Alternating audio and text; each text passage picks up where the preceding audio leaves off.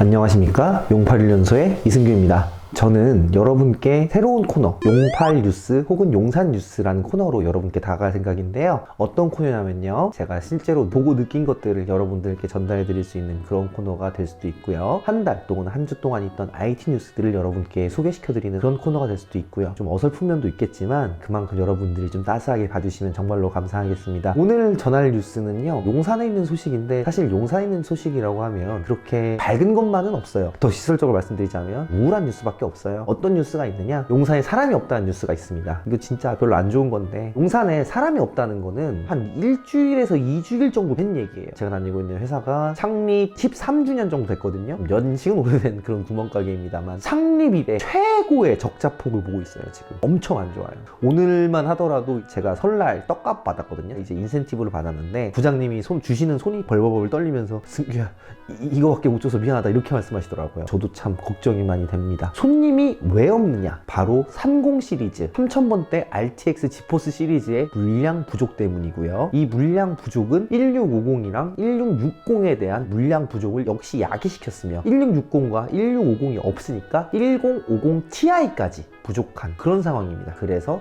실질적으로 출하되고 있는 그래픽카드가 거의 없습니다. 따라서 지금 용산은 거의 컴퓨터가 출하되지 못한 상태고요. 그런 상태이기 때문에 용산에는 사람이 없다, 뭐 그런 말씀을 드리고 싶어요. 이게 이렇게 정리를 하자면 굉장히 단순한 얘기지만 그 배경을 살펴보면 그렇게 단순한 얘기는 아니거든요. 먼저 이더리움과 비트코인에 대해서 얘기를 드리고 있습니다. 비트코인 같은 경우에는요, ASIC 주문형 반도체 같은 경우에는 특정 연산에만 활성화가 된, 예를 들어서 비트코인 채굴이라던가 그런 컴퓨터를 말하는 겁니다. 실질적으로 윈도우 부팅이 안 되고 그런 종류의 연산만 가능하게 된 뭐 그런 건데요. 비트코인은 다 그걸로 채굴이 되죠. 근데 이더리움을 만든 분들은 그렇게 생각하지 않았나 봐요. 이더리움을 만든 분은 그런 종류의 장치가 등장해서 이더리움이 빠르게 채굴되는 것을 굉장히 염려했나 봐요. 그래서 어떤 개념을 넣었냐, DAG라는 걸 넣었기 때문에, DAG라고 하면 어떤 거냐, 일종의 버퍼라고 보시면 돼요. 이더리움을 채굴하기 전에 미리 로딩을 해야 되는 메모리 같은 건데요. 이것을 그래픽카드에 불러와야지만 비로소 이더리움을 채굴할 수가 있는 거예요. 그렇기 때문에 그래픽카드가 아니면 채굴을 할 수 없도록 만들었기 때문에 이거는 전용 채굴기가 존재하지 않습니다. 그래서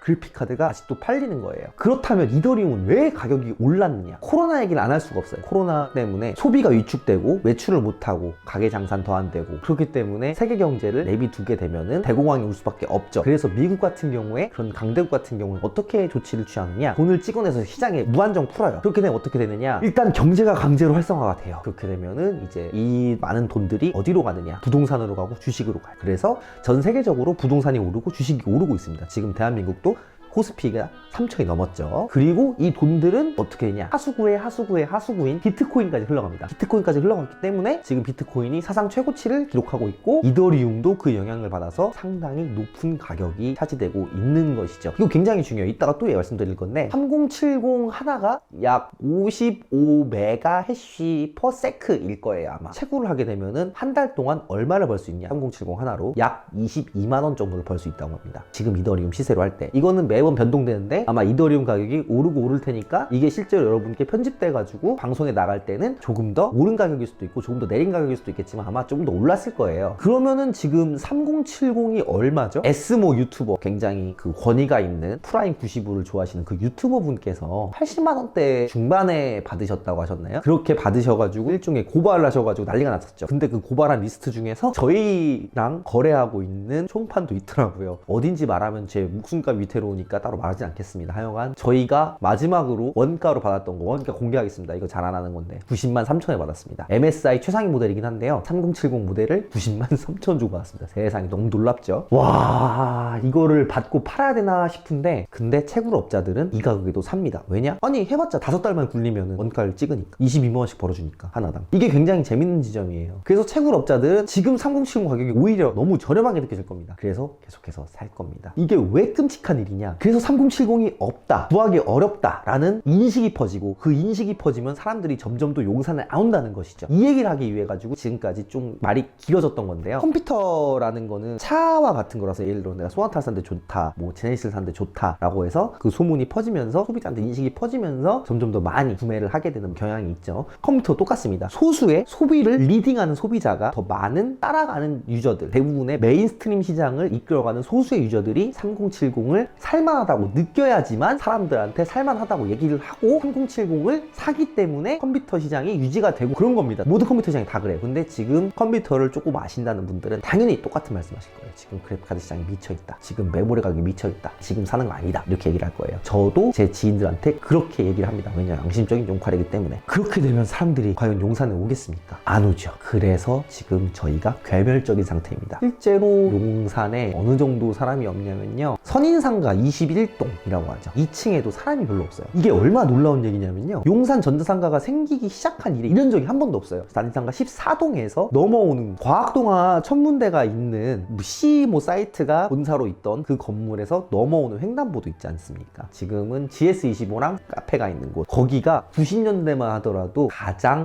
통행량이 많은 횡단보도였다고 합니다. 지금 어떤가요? 개미새끼 한 마리 없어요. 그렇게 상황이 심각합니다. 거기 지금 3층 4층 가보시면 더 심각해요. 중고부품들 쌓아놓고 창고로 쓰고 있어요. 그만큼이나 지금 임대료도 안 올라가 있고 사람도 시장도 없고 용산은 거의 괴멸 상태라는 거죠. 그나마 2층이 잘 됐었는데 2층도 지금 그렇게 사람이 없는 걸 보면은 사실 오프라인 시장은 거의 괴멸적인 상태라고 봐요. 그게 이제 악순환이죠. 이더리움 가격은 오르고 그렇기 때문에 사람들은 더 안 찾아가고 용산은 또 텅텅 비고 용산이 텅텅 비니까 지금 저희 회사도 망하기 직전이라는 겁니다. 적자를 보고 있고요. 모아둔 돈을 인출해서 저희 직원들 임금으로 쓰고 있고요. 저는 출근해서 롤해요.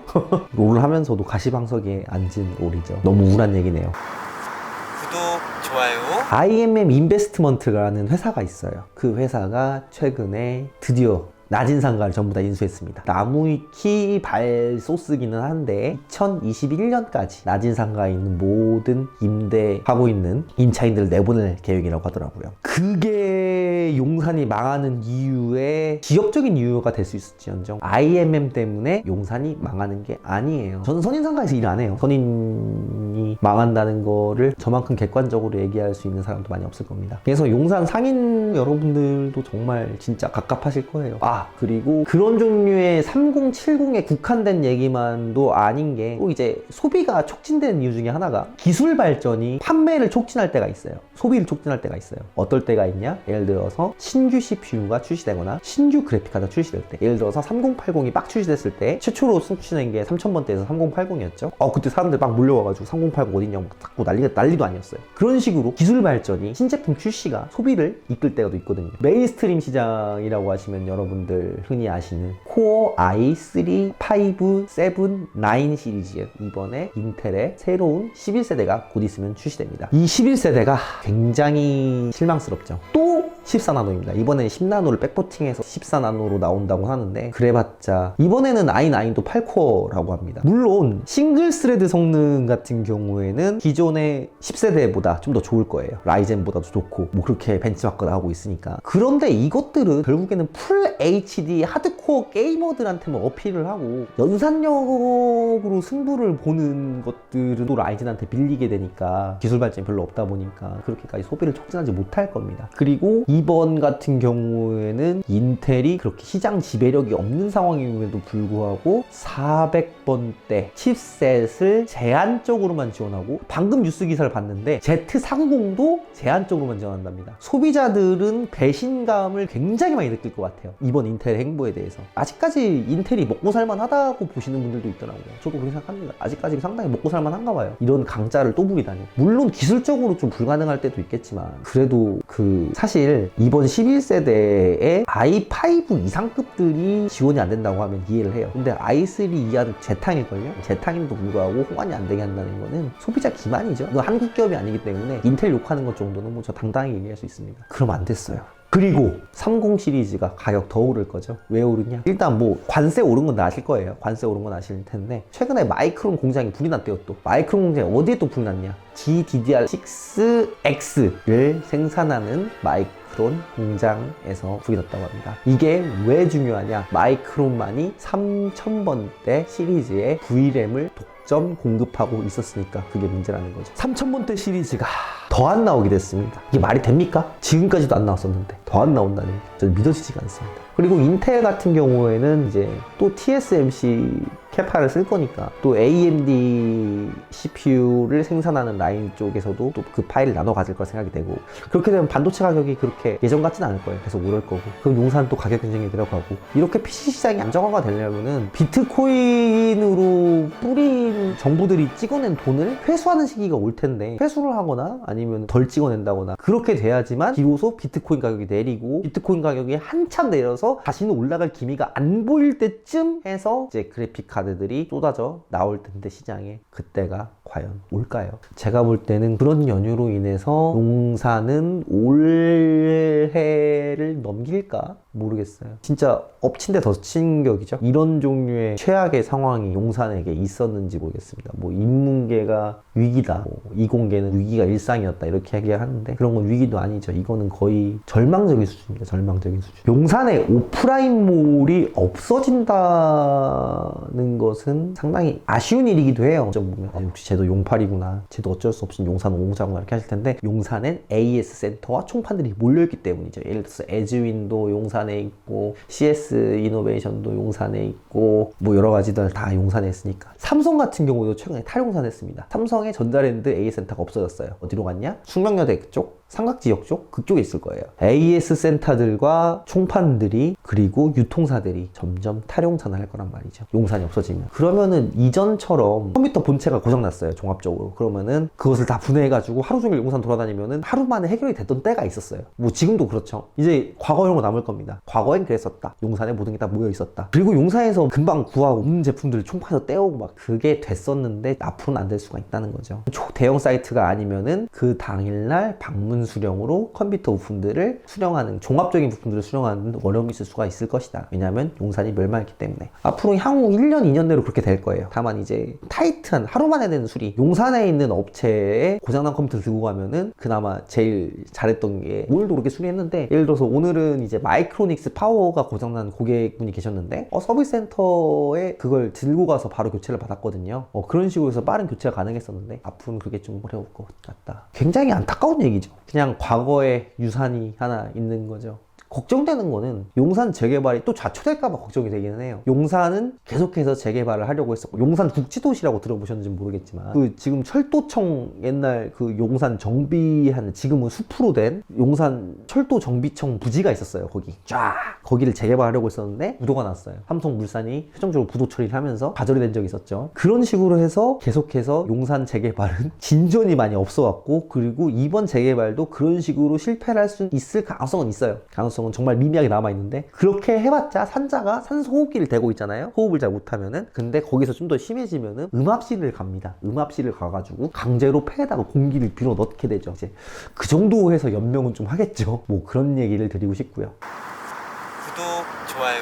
램값은 또 지속적으로 오를 것 같다, 이 얘기는 또 안 했었는데, 뭐 하여간 그렇게 전망한답니다. 램값이 오르면 따라 오르는 것도 있죠. 낸드 값입니다. SSD 가격도 오를 거고, SSD 가격 오르면 따라 오르는 것도 있죠. 또 하드 가격도 오를 겁니다. 400번대 시리즈 칩셋 공급 문제도 아직 해결이 안 됐습니다. 그렇기 때문에 여전히 인텔 410번대 보드들 여전히 가격 올라 있고요. AMD 같은 경우에는 지금 3000G라는 CPU가 있어요. 그게 물량이 또 없어요. AMD 327색 같은 경우에는 보드값이 저렴하지만 궁합을 맞춰줄 에슬론 3000G가 지금 공급이 안 되기 때문에 저가 컴퓨터 시장도 공급이 나랑이다. 그래서 사무용도 잘 안 나간다. 앱코 총판 가격 올랐어요. 이 말은 뭐냐? 케이스 가격 다 올라요. 그냥 다 오릅니다. 제 월급 빼고 다 올라요. 오늘의 핵심.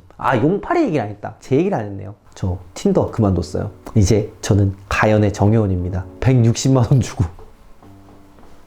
결혼정보업체에 가입했습니다. 160만 원이면 최하위 레벨이고요. 5번 플러스 5번의 매칭을 하는데 너무 우울하네요. 이런 얘기는 하고 싶지 않은데. 그래도 용팔이 뉴스니까 이런 얘기 해야 될 거 아닙니까? 제가 가입한 결혼정보업체 성원율이 52%래요. 그럼 저는 48%에 머물지 않을까 하는 뭐 그런 생각을 좀 하고 있고요. 저 최근에 생일이었는데 아무도 모르고 넘어갔어요. 아직까지 월급 안 밀리고 주시는 사장님 고맙고요. 다음 달 정도 월급 밀릴 것 같은데 이해하겠습니다. 오늘 용팔이 뉴스, 용산 뉴스 여기까지 마무리 짓겠고요. 용산 와서 컴퓨터 사주십시오. 잘해드릴게요. 꼭 구매는 오프라인으로 부탁드리겠습니다. 저 굶어 죽어요. 저 아시잖아요. 용팔이인 거.